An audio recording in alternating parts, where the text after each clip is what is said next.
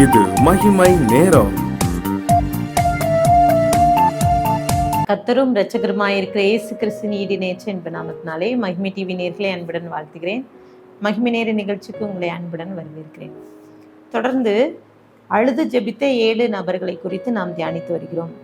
மத்தேயு 26:75 அப்பொழுது பேதுரு, சேவல் கூவுகிறதற்கு முன்னே நீ என்னை 3 தரம் மறுதலிப்பா என்று இயேசு தன்னிடத்தில் சொன்ன வசனத்தை நினைத்து கொண்டு வெளியே போய் மனங்கசந்து அழுதான் என்று சொல்லி இங்கே குறிப்பிட்டார். பேதுரு மனங்கசந்து அழுத ஒரு காட்சி பாருங்க. இது ஒரு வித்தியாசமான ஒரு கண்ணீர். பேதுருவின் கண்ணீர் வித்தியாசமான கண்ணீர். இன்றைக்கு அநேக இப்படிப்பட்ட கண்ணீரை வடிக்கிறது இல்லை. நம்ம பலருக்கு வராத ஒரு கண்ணீர், மனங்கசந்து அழுகின்ற ஒரு கண்ணீர். இன்றைக்கு பேதுரு மனங்கசந்துக்கிறார். அவன் செய்த தவறு என்ன? பேதுருவை குறித்து வேதாகமத்தில் அநேக இடங்களில் குறிப்பிடப்பட்டிருக்கு. அவன் மீன் பிடித்துட்டு இருந்தான். கர்த்தர் அவனை அழைத்து உன்னை மனிதனை பிடிக்கும்படி ஆக்குவேன்னு சொல்லி அழைத்து கொண்டு வர்றான். பேதுருடைய காரியங்கள். ஆனால் கர்த்தர் சொல்றான், நீ சேவல் கூவுறதுக்கு முன்னே 3 தரம் நீ மறுதலிப்பாய். அவன் நம்பல. ஆனால் ஆண்டவராகிய இயேசு கிறிஸ்துவனை தோட்டத்திலிருந்து அழைத்து கொண்டு வந்த போது இந்த பேதுரு பார்த்தீங்கன்னா, அவன் மத்தேயு 26 குறிப்பிடப்பட்டிருக்குது. அவன் வேடிக்கை பார்க்க போறான். என்ன நடக்க போகுது, முடிவு எப்படி இருக்க போகுது, இயேசுக்கு என்ன செய்ய போறாங்க அப்படின்னு ரொம்ப கவனமா போறான். போயிட்டு அவன் ஒரு இடத்துல உட்கார்ந்து வேடிக்கை பார்த்து கொண்டிருக்கான். அப்போ ஆண்டவராகிய இயேசு கிறிஸ்துவ ஒவ்வொரு சூழ்நிலையிலும் கொண்டு போறாங்க. அண்ணா காய்பா வீடு எனும் பிரதான ஆசாரியர்கள் எல்லாம், வேத பாரகர்கள் எல்லாம் கூடி வர செய்து அதுக்கு பொய் சாட்சி கொண்டு கொடுக்குறாங்க. இதெல்லாம் பார்த்து கொண்டு இருக்கிறான். இறுதியா என்ன நடக்க போகுது என்று சொல்லி அவன் பார்த்து கொண்டிருக்கும் போது பொய் சாட்சியெல்லாம் தேடுறாங்க. அப்போ இவன் முடிவை பார்க்கும்படி சேவகர்களோடு உட்கார்ந்துருக்கான். மத்தேயு 26 குறிப்பிடப்பட்டிருக்குது. அங்க அப்படியே உட்கார்ந்துருக்கிற தருணத்துல அப்போ 69 பாருங்க. அத்தருணத்தில் பேதுரு வெளியே வந்து அரண்மனை முற்றத்திலே உட்கார்ந்திருந்தான். அப்பொழுது வேலைக்காரி ஒருத்தி அவனிடத்தில் வந்து, நீயும் கலிலேயனாகிய இயேசுவோடு கூட இருந்தாய். ஒருத்தி சொல்றான், நீ ஆண்டவரோட இருந்தா. திருப்பி அவன் சொல்றான், எனக்கு தெரியாதுன்னு சொல்லிட்டான். அடுத்து பாருங்க 71 அவன் வாசல் மண்டபத்திற்கு போன பொழுது வேறொருத்தி அவனை கண்டு, இவனும் நசரேயனாகி இயேசுவோட கூட இருந்தான் என்று அங்கே இருந்தவர்களுக்கு சொல்றான். அவனோ சொல்றான், இந்த மனுஷனை நான் அறிவேன்னு சொல்லிட்டான். ஆணையிடுறான், சத்தியம் பண்றான்.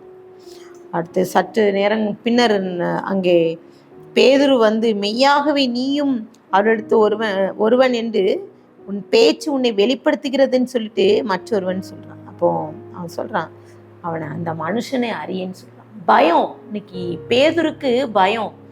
நம்மளையும் இயேசுவை போல பிடிச்சு கொண்டு போயிடுவாங்களோன்னு ஒரு பயத்துல அவன் சொல்றான், மறுதலித்துடுறான். அப்பொழுதுதான் அந்த சம்பவம் நடக்குது. நினைவு கூறுகிறான். இயேசு சொன்ன காரியங்களை நினைவு கூர்ந்து மனம் கசந்து அழுகிறான். அந்த அழுகை பாருங்க, கண்ணீர், மனக்கசந்த காரியம், பாவ உணர்வடைதல்.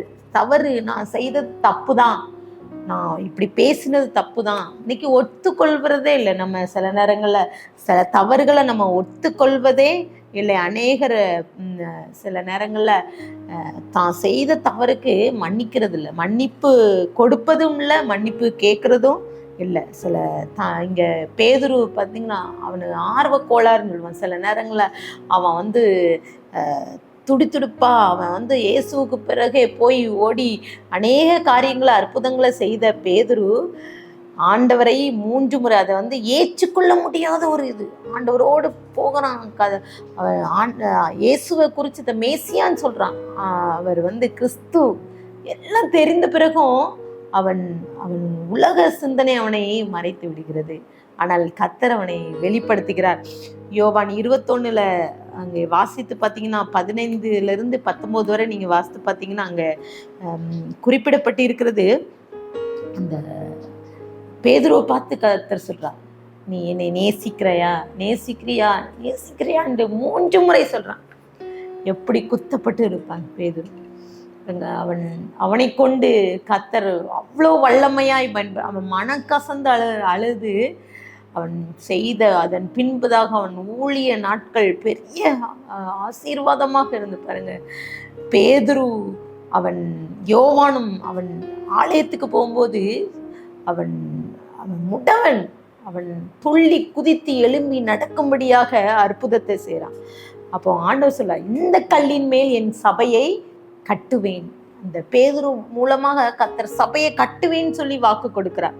பாதாள வாசல் அதை சேதப்படுத்துவதில் மேற்கொள்ளாது என்று மனுஷன் அவன் பாருங்க, அவனுடைய மனுஷிக எண்ணங்கள் சிந்தனைகள் ஆண்டவரை விட்டு வழி விலகி ஓடின காரியங்கள், அடுத்து என்ன நடக்க போதோ என்று கேள்வி கேட்ட பேதுரு அவன் ஊழியம் செய்யும்போது பேதுருவை சிறைச்சாலையில் அடைக்கும்போது அவன் நிம்மதியாக தூங்குகிறான். ஏனென்றால் இயேசுவும் கூட இருக்கிறாருங்கிற ஒரு நம்பிக்கை பேதுருவோடு இருந்தது.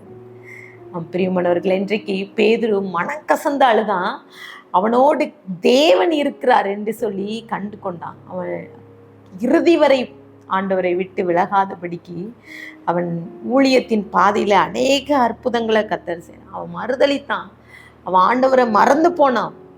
இந்த மறுதளித்தனின் வாழ்க்கை நிமித்தம் மனக்கசந்த அழுத பேதுரு போகிற பாதைகள் அவனுடைய கச்சை அவன் எங்கு சென்றாலும் அங்கே ஒரு விடுதலை, அங்கே குருடர்கள் பார்வையிடுறாங்க, முடவர்கள் நடக்கிறாங்க. அப்படி இயற்கைக்கு அப்பாற்பட்ட அதிசயத்தை செய்யும் அளவுக்கு பேதுருவை கர்த்தர் பயன்படுத்தினார்.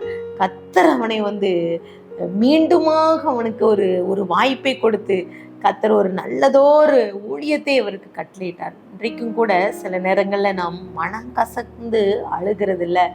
சில காரியங்களுக்கு நம்ம ஆண்டவர் சமூகத்தில் நம்ம அறிக்கை எடுக்கிறது இல்லை. பாவ உணர்வு அடைகிற தன்மைகள், சூழ்நிலைகள் சிலர் பாருங்க. இன்னைக்கு மன்னிப்பை பெற்ற பேதுரு அவன் புது அவன் வாழ்க்கை தொடருது, புது ஒரு அனுபவம். அவன் என்னன்னா இயேசுவோடு வாழ்கின்ற ஒரு அனுபவத்தை பெற்றுக்கொள்ளலாம். பிரியமானவர்கள், இன்றைக்கு இயேசுவோடு வாழ்கின்ற ஒரு அனுபவம் இருக்கா? இன்றைக்கு பேதுரு கொஞ்ச நேரத்தில் ஆண்டவரை சிலுவையில் அறைவதற்கு அவளை குற்றம் சாட்டும்படியாக அநேகருக்கு அவனை இயேசுவை கூட்டிக் கொண்டு செல்லும்போது பேதுரு இயேசுவை விட்டு சென்று விட்டான். ஆனால் அவள் வாழ்நாள் முழுவதும் இறுதி வரை இயேசுவோடு அவன் மறிக்கிற வரைக்கும் அவன் சிலுவையில் ஆண்டவர் இயேசு கிறிஸ்து சிலுவையில் அறையும் போது அவன் என்ன நடக்குமோ என்று பார்த்த பேதுரு அவன் இரத்த சாட்சியம் மறிக்கிறான். எப்படின்னா, அவன் சிலுவையில் என்னை தலைகீழ தொங்க விடுங்கன்னு சொல்லி அவன் அவ்வளோ வைராக்கியமாக தன்னுடைய மரணம் அவன் ஆண்டவருக்காக இரத்த சாட்சியம் அடிக்கிறான். அந்த அளவுக்கு வைராக்கியமாக இருக்கான். மனங்கசந்து அழுகின்ற பேதுரு. இன்றைக்கு எத்தனை பேர் மனங்கசந்து அழுகிறோம்? நம்ம பாவத்தை குறித்து, நம்ம தவறுதலை குறித்து, குற்றத்தை குறித்து, சிலர் செய்கின்ற காரியங்கள், பாவ காரியங்களெல்லாம் குறித்து ஆண்டவர் பார்க்கும்போது அங்கே நடந்தது என்னன்னா, பேதுரு இதெல்லாம் மறுதளித்த பிறகு சேவல் குவிச்சு இயேசு பேதுருவை திரும்பி பார்க்குறார். பாருங்க எப்படி இருந்திருக்கும். ஆண்டவர் பார்க்கிறார். இன்றைக்கு ஆண்டவர் உங்களை நோக்கி பார்க்கிறார். பேதுருவை பார்த்தது போல ஆண்டவர் பார்க்கிறார். நாம் மனங்கசந்து அழுது ஆண்டவருடைய பிள்ளைகளாக மாற நம்ம ஆயத்தமாக இருக்கோமா? பேதுரு மாறினா, அவன் வாழ்க்கையில் கர்த்தர் அற்புதத்தை செய்தார். அவன் மனங்கசந்து அழுதது போல கர்த்தர்ட்ட ஆண்டவர்கிட்ட கேட்குமா? ஆண்டவரே, நானும் கூட சில நேரங்களில் தவறுகிறேன், சில சூழ்நிலைகளை உண்மை விட்டு பிரிந்து போயிடுறேன். ஆண்டவரே, எங்களுக்கு அற்புதத்தை செய்யுங்க. பேதுருவை போல நாங்கள் அறிக்கையிட்டு ஜெபிக்கிறோன்னு சொல்லிட்டு ஆண்டவர்கிட்ட ஒப்பு கொடுத்து ஜெபிக்கிறோம். அன்பின் பிதாவே, எங்களோடு பேசியிருக்கீங்க இன்றைக்கு. வேணப்பா, பேதுருவை போல சில நேரங்களில் நாங்கள் மனக்கசந்து அழுகிறோம். சில நேரங்களில் நாங்கள் எங்கள் தவறை உணராதபடி இருக்கிறோம். நாங்கள் ஏசப்பா இந்த நாளிலே நாங்கள் அறிக்கையிட்டு ஜெபிக்கிறோம் அப்பா. எங்களுடைய பாவங்கள், எங்களுடைய சாபங்கள் ஏசப்பா உமக்கு விரோதமாக நாங்கள் எந்த ஒரு தவறு செய்யாதபடி எங்களை முற்றிலுமாக கழுவுங்க ஏசப்பா. அந்த வார்த்தையை கேட்டுக்கொண்டு ஒவ்வொருவரோடு நீங்கள் பேசுங்கப்பா. பேதுரு போல நாங்கள் ஏசப்பா உண்மை மறுதளிக்கிற வாழ்க்கையை வாழாதபடிக்கு, உண்மை விட்டு தூரம் போகாதபடிக்கு, உண்மை விட்டு விட்டு செல்லாதபடிக்கு நாங்கள் உம்மோடு உறவாட உமக்காக நாங்கள் சாட்சியா ஜீவிக்க கிருபை தாங்க. துதிகன மகிமை உமக்கே ரெடிக்கிறோம் மீட்பர் கேட்கிற பிதாவே, ஆமென்.